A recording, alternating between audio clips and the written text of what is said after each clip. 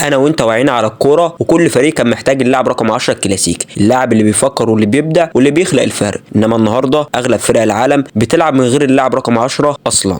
طب ليه حصل ده؟ ده بالظبط اللي هنتكلم عنه بالتفصيل في الفيديو ده. زمان اللاعب رقم 10 كان قلب الفريق النابض، كل هجمه بتعدي عليه، كل فريق كان بيعتمد على اللاعب ده في الابداع والتمرير والتسجيل. كرويف في اياكس، زيكو في البرازيل، مارادونا في نابولي، زيدان في يوفنتوس، كلهم كانوا لاعب واحد بيخلي الفريق كله يشتغل حوالين لعبه. فجاه اكتشفنا ان اللاعب رقم 10 ده ثغره في الفريق، ده ما بيدافعش، ده على حسب مزاجه ممكن اكسب وممكن اخسر. فمعظم المدربين بعدت عن اللاعب رقم 10 بسبب التكتيك. ده تحليل معظم الناس اللي بتتكلم عن اختفاء اللاعب رقم 10 الكلاسيكي. بس هنا بقى في نقطة، معظم الناس اللي حللت اختفاء اللاعب رقم 10 الكلاسيكي عمرها ما وقفت عندها. اختفاء رقم 10 مش بس حصل بسبب التكتيك، من وجهة نظري اختفت كمان بسبب نجومية المدرب اللي بقت أعلى من نجومية اللاعب رقم 10 الكلاسيكي. وهتسأل سؤال منطقي جدا، طب ما المدرب زمان وقت ما كان اللاعب رقم 10 موجود ما كانتش نجوميته أعلى من نجومية اللاعب رقم 10؟ طب ازاي بقت اعلى؟ وهقول لك هنا مفترق الطرق، وسؤال فلسفي افلاطوني شويه. ده السؤال اللي بيدور حوالين الحكايه كلها، وحابب اجاوب على السؤال ده بمثال حي على ارض الواقع حتى لو بطريقه غير مباشره. لو سالتك سؤال وقلت لك من اشهر فرد في منظومه مانشستر سيتي الرياضيه، اتوقع لو في 10 في 8 منهم هيقولوا بيب جوارديولا، والاثنين التانيين هيقولوا هالاند. مش لان دي الاجابه الصح، لا، عشان هم فهموا السؤال غلط. جوارديولا بشهرته وبسلطته وبفكره قادر يقعد هالاند دكه ويلعب مرموش، ولو كسب الناس هتنسى هالاند، عملها كتير قبل كده مع نجوم كتير. تعالوا نرجع مع بعض كده فلاش باك.